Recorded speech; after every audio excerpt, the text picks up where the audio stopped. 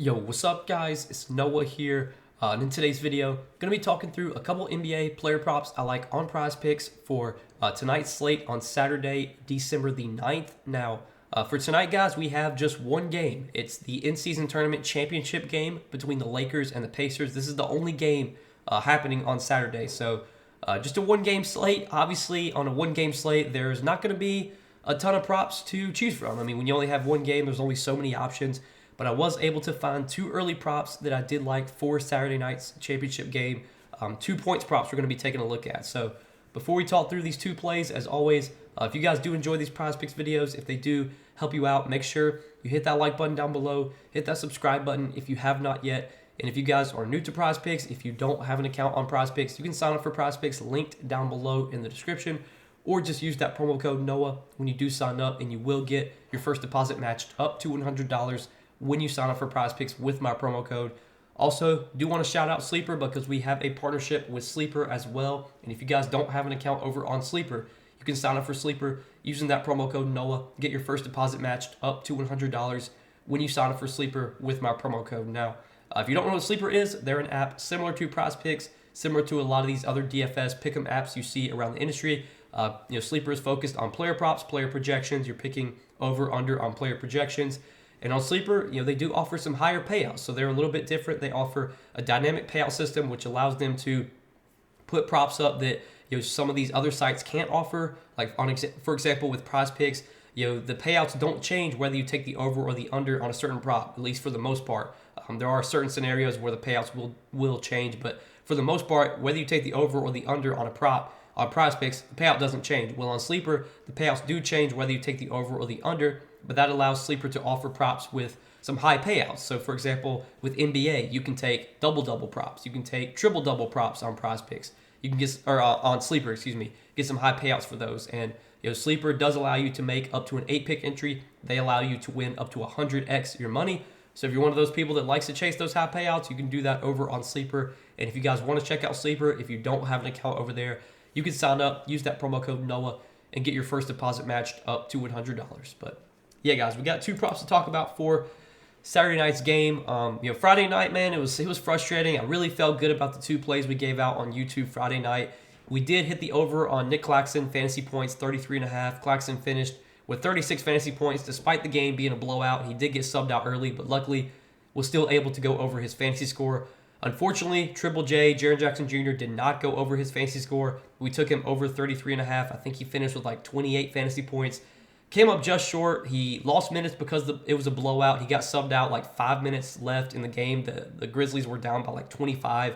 So he got subbed out early for a blowout, and he was in foul trouble. I mean, he had foul. I think he picked up his third foul or his second foul early in the game. He picked up his third foul like halfway through the second quarter. He only wound up playing 28 minutes when he typically plays like 34, 35 minutes in competitive games.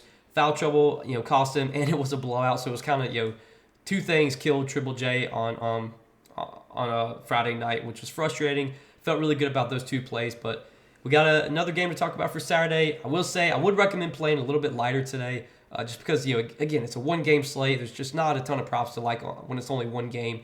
But these are the two props I'm liking. Let's go ahead and talk through them. So first play I want to take a look at is going to be Anthony Davis' points prop of 26.5. And I do like the over here for Anthony Davis. So Davis is in a really good spot here. The Pacers this season, they have been a pretty bad defensive team overall. If you look at where they rank in terms of defensive rating, the Pacers have the third worst defensive rating in the league. They're playing at the fastest pace in the league as well. This Pacers team just overall has been horrible defensively, and they've especially been bad defensively against opposing centers, allowing a lot of points in the paint this season. The Pacers are giving up the second most points per game to the center position, and they're allowing the most points in the paint. Who is a player that dominates in the paint? Well, that would be Anthony Davis. So I really think this matchup, it checks all the boxes here for Anthony Davis. Anthony Davis has been he's a very inconsistent player for whatever reason. He's really good. He's a dominant player, but some nights he'll just go completely ghost.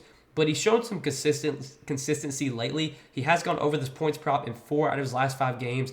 Last game against the Pelicans was a blowout. If you look at that game, Anthony Davis did not play at all in the fourth quarter. He still played 32 minutes in that game despite not getting any minutes in the fourth quarter.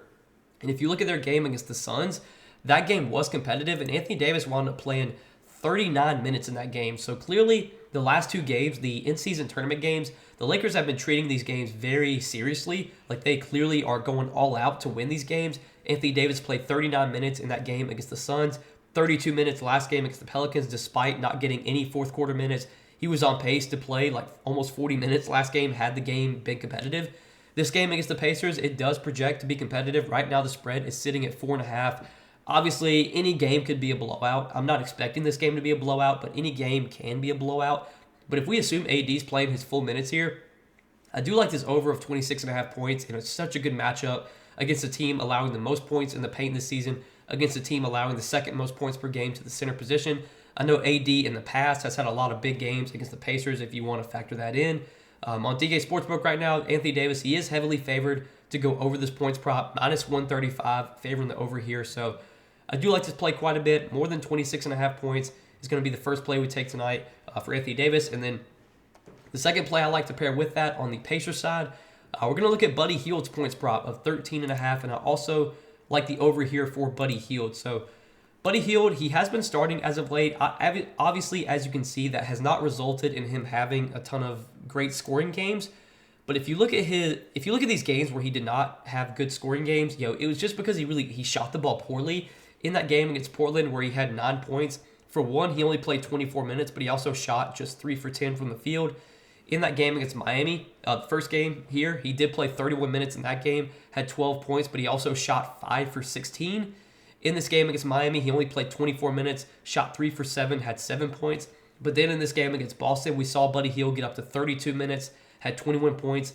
Last game against Milwaukee, he did play 30 minutes, but it was another game where he did shoot the ball somewhat poorly, shot 3 for 11 from the field. But if you look at Hield this season in the games that he has started, he's played at least 30 minutes in 5 out of the 8 games he has started this season, and he has scored at least 14 points in 4 out of those 8 games. But if you look at the games where he did not go over this points prop as a starter, it was just poor shooting, 5 for 16 from the field, 3 for 10 from the field, 3 for 11, 3 for 7. So the shooting efficiency as of late for Buddy Hield has been poor, but the volume's still been good. Like, he's still been taking a good amount of shots. He has at least 10 field goal attempts in every single game as a starter this season except for one. And the minutes have still been solid. Like, the last 2 games, he's played at least 30 minutes. The Pacers, they're another team that has been treating these in-season tournament games relatively seriously. Now, last game, they did run a little bit of a deeper rotation. They did wind up playing a 10-man rotation last game. But if you watch that game against Milwaukee, their bench was just playing really, really well for the Pacers, and I think that's why Rick Carlisle played his bench a little bit longer than you would have thought in an elimination game. But if you look at the game against Boston, Rick Carlisle ran a really tight rotation. He only played like 9 guys, and 2 guys in that game, like I think TJ McConnell played less than 10 minutes.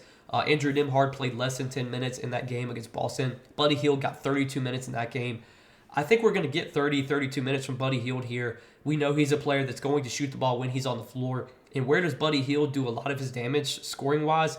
It's from behind the line. It's from the three-point line. And if you look at this season in terms of where the Lakers do give up, the Lakers do give up a lot of threes. They are allowing the fifth most three-point attempts per game this season. The Lakers are allowing their top 10 in terms of three-pointers made allowed this season. So the Lakers give up a lot of threes. That's where Buddy Hield likes to do his scoring, is from behind the three-point line. This game's going to be played at a really fast pace. The Lakers, they're playing at a top 10 pace this season. The Pacers lead the league in pace.